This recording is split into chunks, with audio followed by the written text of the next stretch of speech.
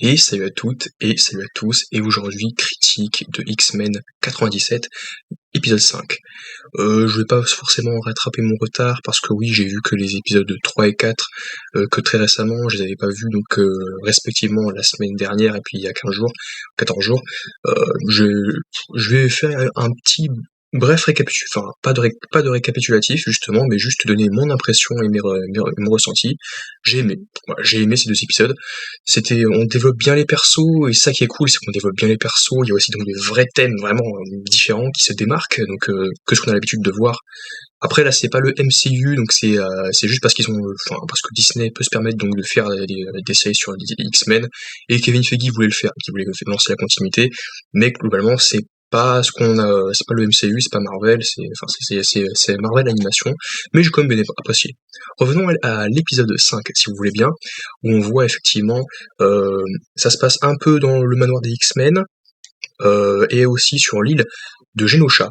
Donc comme dans les comics, donc l'île de Genosha, où c'est donc un terrain où il y a plusieurs espèces mutantes, où il y a les mutants qui ont pu vivre en harmonie, éloignés donc de la civilisation donc, humaine, et donc pouvoir vivre dans un cadre un peu plus harmonieux, un peu plus paisible, là où ils pourront couler des jours heureux et se tenir à l'écart donc des humains. Voilà.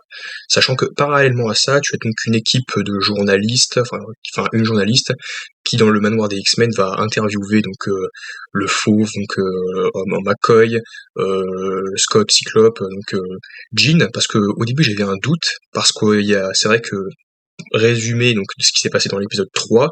À la fin de l'épisode 2, il y avait une sorte de petit cliffhanger, et suite à ça, donc on a vu qu'il y avait la vraie Jean Grey avait été enlevée par un personnage. Voilà, je vais pas rentrer dans les détails parce que on va passer les temps à l'épisode 5, mais en gros, il y avait une copie reproduite à l'identique donc de Jean Grey qui a eu un enfant avec Scott, qui s'appelait Nathan, je crois, qui on verra plus tard dans l'épisode.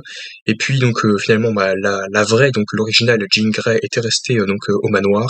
Et dans cet épisode-là, la fausse est allée sur l'île de Genosha avec Magneto, avec Malicia et Gambit. Malicia et Gambit qui sont en couple ensemble, et chose étonnamment bizarre, c'est que un des cauchemars qu'on avait vu dans l'épisode 3 avec Mister Sinister se réalise dans le sens où tu as comme ça, tu as Malicia et Magneto qui sont ensemble, et ça. Je l'ai dit tout haut, mais je le pensais pas, mais je dis, mais je suis à deux doigts de vomir. Parce que il a quel âge, Magneto? Il a quel âge? Il a pas 70 ans, 75 ans, parce que il est un peu vieux là. Là, c'est au-delà, là, c'est même pas de la pédophilie, Malicia est plus ou moins adulte, voilà, mais il y a quand même une énorme différence d'âge, quoi. Donc c'est un peu troublant, un peu choquant. Ça m'a un peu perturbé. J'ai dit, mais attends, alors, faut remettre les choses dans leur contexte là. Malicia et Magneto, non. Alors, c'est dégueulasse, ça, je vais même pas y penser. Voilà. Et pourquoi je parlais d'eux directement?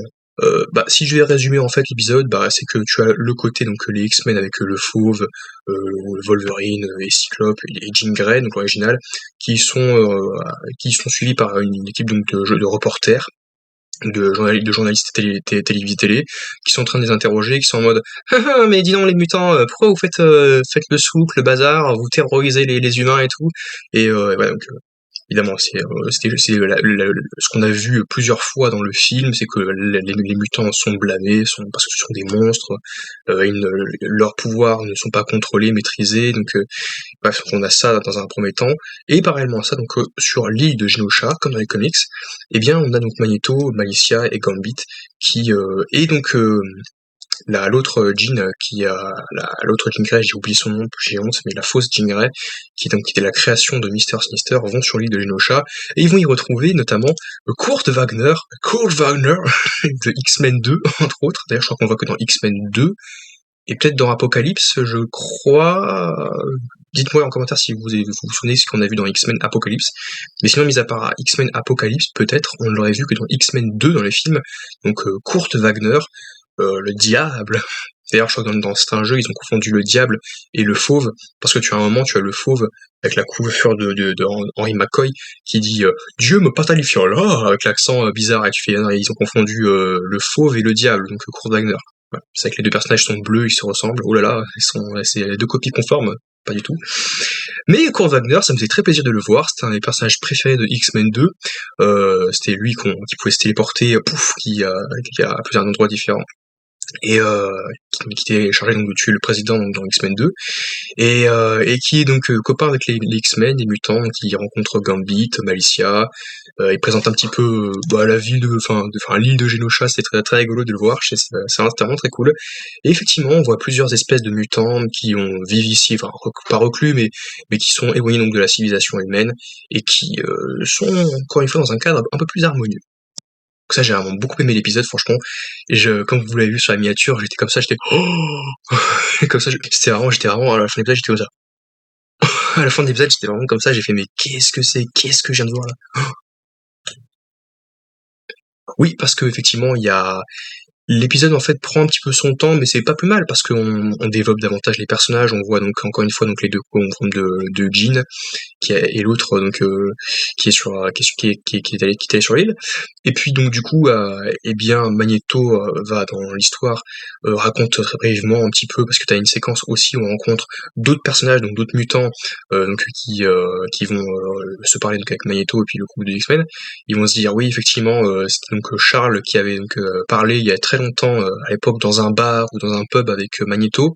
D'ailleurs c'est très cool, il y a un détail caché et que je m'amuse pas forcément à chercher les détails quand ils ne viennent pas à moi, mais quand ils viennent à moi et que je fais ouh, je reconnais ça. Eh bien, j'en avais parlé dans une vidéo consacrée à Magneto d'ailleurs justement, où j'avais dit que son prénom d'origine était Magnus ou Magnus, et on l'entend pour la première fois. Donc, enfin, moi personnellement, je l'entends pour la première fois dans un programme X-Men consacré aux X-Men et aux mutants de l'univers Marvel, et puis je suis très content. Effectivement, je crois que c'est la copie de Jean ou Malicia elle-même qui l'appelle Magnus, ouais, à un moment. Alors que son prénom, on l'appelle Eric Letcher, mais son prénom en fait c'est Magnus, voilà. Et bon, c'est dans les comics que j'en avais parlé, j'avais un peu parlé donc de l'histoire donc de Magneto dans une vidéo, n'hésitez pas à la regarder.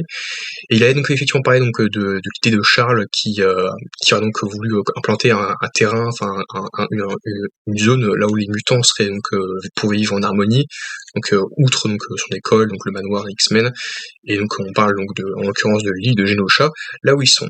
Et donc tout va très bien, puis après, chose qu'on n'avait pas forcément remarqué, parce que moi c'est vrai que je me suis posé la question, je me dis attends, et Malicia, ok elle a des gants et tout, mais si en fait en soi dans les films elle peut les toucher avec les gants, bah du coup elle peut serrer dans ses bras, donc les gens sont pour autant leur faire du mal.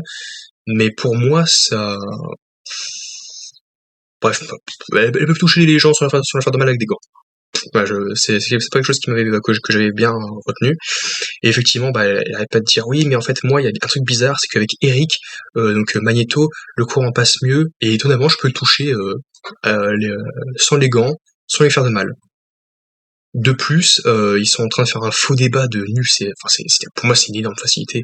Pour moi, c'est un des seuls trucs qui m'est déplu, c'est que ça et aussi que je trouve ça bizarre parce que Malicia et Magneto, non, c'est étrange. Donc peut-être qu'il y a une relation dans les comics, enfin dans certains comics, et que c'est vraiment une des phobies de Gambit, parce qu'encore une fois dans l'épisode 3, Gambit, on voit qu'il voit dans une de ses visions d'horreur euh, enfin non, Eric, donc Magneto et Malicia en train de s'embrasser. C'est un peu donc les trucs un peu qu'on a vu un peu comme à la Harry Potter quand tu vois Ron qui voit Hermione et Harry en train de s'embrasser, donc c'est un peu un cauchemar, donc des phobies, des choses qu'on ne veut pas voir et tout, et ça se réalise, du moins ça se concrétise via cette scène, et ça se concrétise pourquoi? Parce qu'elle dit ouais mais je peux pas te toucher avec mes mains, je suis obligé d'utiliser mes gants, alors que Eric, Magneto, moi, lui, je peux le toucher, donc peut-être que finalement le destin il me dit que je serais peut-être mieux avec lui. Et puis Gambit qui réplique mais il n'y a pas que le contact physique qui compte dans une relation, on n'est pas obligé de se toucher la main, de s'enlacer ou voilà de faire des bisous. Bah on peut aussi discuter, certes, comme le font donc, les gens civilisés, mais c'est tout en fait. Et puis finalement après il finit avec Magneto, comme j'ai dit, mais c'est complètement. Moi je trouve ça facile en fait. Après oui effectivement c'est peut-être un style dans les comics, mais je trouvais ça un peu trop facile, et ça va un peu trop vite tout ça. Et puis après très vite, il y a aussi donc l'autre Jean, je crois, qui voit Cable, on voit un peu Cable, qui se révèle être donc le futur Nathan, donc Nathan Summers. D'ailleurs, on l'évoque de nouveau quand il y a, comment dire, Scott qui nie son existence, qui dit ouais non, Jean et moi on n'a pas d'enfants. Si, je crois que c'est curieux parce que il me semble qu'il y a un certain Nathan Summers, Nathan Grey Summers, c'est pas votre fils avoué à Jean Grey. Donc après derrière Scott se révolte et puis il dit enfin vous n'êtes pas placé pour parler, vous aussi vous commettez des erreurs, les mutants ne sont pas des monstres, au contraire on est là pour réparer certaines de vos erreurs. Il s'emballe et puis après s'éclipse tout seul un moment. Et oui, je vous avais parlé donc de Kurt Wagner, donc le diable. Je vous ai aussi parlé donc de Cable, effectivement ici, donc qui vient voir sa mère et qui va lui dire quelque chose de terrible va arriver. Alors c'est très très bref, je crois que vous ne me rappelez plus trop de qu'est-ce qu'il évoquait exactement, avec exactitude de mémoire. L'épisode je l'ai vu ce matin, là je fais la critique cet après-midi. Et puis il vient voir donc Jean, parce qu'apparemment effectivement Cable serait donc, ou Cable serait donc le futur enfant, donc parce qu'effectivement comme Bishop, parce qu'effectivement il y a deux personnages récurrents, enfin deux personnages donc de l'univers des X-Men qui viennent du futur, donc on a déjà vu Bishop qui est reparti, et là on vient de voir Cable, donc les deux personnages ultra cool et badass qu'on voit qui viennent du futur. Et qu'est-ce que je voulais dire d'autre en gros? Oui, donc finalement tu as donc les Sentinelles qui arrivent et qui attaquent donc l'île de Genosha. Donc les Sentinelles on les avait déjà vus dans le premier épisode et puis dans X-Men Days of Future Past. Donc ils attaquent et puis tu as alors c'est assez un peu, il se passe beaucoup de choses. Donc tu as Kurt Wagner qui arrive à sauver des mutants comme Malicia ou d'autres, qui arrivent à les sauver, qui s'interposent. Et au début, on croit qu'il est mort, mais après, je me dis non, pour moi, il est pas mort et tout, parce qu'on voit qu'il a perdu connaissance, qu'il semble gravement blessé, gravement atteint, grièvement touché. Et tu as Gambit donc, qui confirme, non, il est mal en point, mais il est en vie. Il pousse sur son pouls, je crois, et puis il dit non, il va s'en tirer. Et puis, à un moment, tu as Gambit qui va s'opposer donc face à un des une des sentinelles géantes qui envoie plein d'autres comment dire donc de d'ailleurs en plus et je crois que c'est ce qui est un truc récurrent qu'on voit dans le comics, que effectivement que tu as donc Sentinelle donc qui attaque l'île de Genosha, donc ça arrive dans les comics, et tu as un moment où tu as Gambit qui fait face donc à un robot Sentinelle qui tire un peu partout et qui il arrive donc à le neutraliser, enfin le détruire même, enfin pire, voilà, parce que neutraliser c'est juste le rendre enfin pas le désarmer et puis voilà, mais là il arrive complètement à le détruire, à l'atomiser complètement. Et chose c'est que c'est pas trop comment ça se termine, mais il y a plein de personnages qui sont un peu éparpillés sur l'île, plein de personnages, les mutants de la baie typiquement, ou de ceux qui sont très proches de la baie. Gambit a explicitement dit à Magneto qu'il ne pourrait pas les sauver, et donc on pense que la plupart sont morts, si ce n'est tous, en tout cas la majorité sont morts, tués par les sentinelles. Et Gambit lui-même, vu cette image, serait possiblement mort lui aussi. Donc on sait pas trop, parce qu'à la fin du coup tu as Malicia qui découvre le corps inanimé, pour pas qu'il soit mort ou vivant, ça reste inanimé, donc, de Gambit.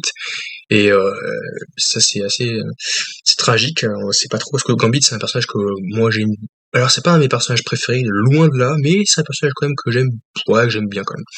Même si moi je préfère un peu du Wolverine, du Fauve, tout ça, donc, mais et du Cyclope. Mais ouais, Gambit, ouais, c'est un personnage donc qui semblait donc je sais pas si on est censé le voir comme un sacrifice ou voilà, mais en tout cas il a sauvé la mise à ses potes. Et Magneto pareil, Magneto qui sauve des enfants, qui sauve plein de mutants et qui leur dit non, n'ayez pas peur, tout va bien se passer et tout, puis d'un coup tout explose voilà, que je sais pas trop comment interpréter les choses, mais à la fin j'étais vraiment choqué et j'étais resté sidéré par ce que j'ai vu là, littéralement. Du coup, j'ai plutôt aimé l'épisode dans son ensemble. Il y a des trucs que j'ai pas aimé, comme par exemple le fait est que ça va trop vite en fait. Entre Malicia qui rompt entre guillemets avec Gambit pour aller avec Magneto, je trouvais que ça allait trop vite, franchement. C'est trop facile, c'est trop convenu. Les mecs, quand ils ont écrit ça, ils se sont dit ah ouais, dans les comics, enfin après peut-être que c'est oui, normalement dans les comics, mais ils se sont dit ah bah tiens dans la série on va amener ça comme ça. Attendez, ça va un peu vite votre histoire. Mais non, non, non, c'est installé, on sait où est-ce que ça va. En plus, dans le il y a 2 épisodes, on avait déjà eu des prémonitions de ça, donc des prémices. Gambit l'avait vu et tout, donc il a senti une vision cauchemardesque, une vision d'horreur où il a vu Eric embrasser Malicia et tout. Et puis en plus, voilà, on a installé les trucs, ils peuvent se toucher, donc voilà, ils peuvent être ensemble. Ouais, mais là, non, c'est être avec quelqu'un pour être avec quelqu'un, là, c'est trop bizarre, là, franchement, ça me dégoûte d'autant plus. En plus, surtout qu'ils s'embrassent, hein. Ils s'embrassent, ils se limitent s'ils s'envoient. Non, j'ai pas adhéré à ça. Mais sinon, tout le reste, est très très cool. La fin, elle me laisse vraiment, encore une fois, là, le sidérer. Mais n'hésitez pas à dire ce que vous en avez pensé. Et donc, on se retrouve donc à très vite pour une nouvelle vidéo.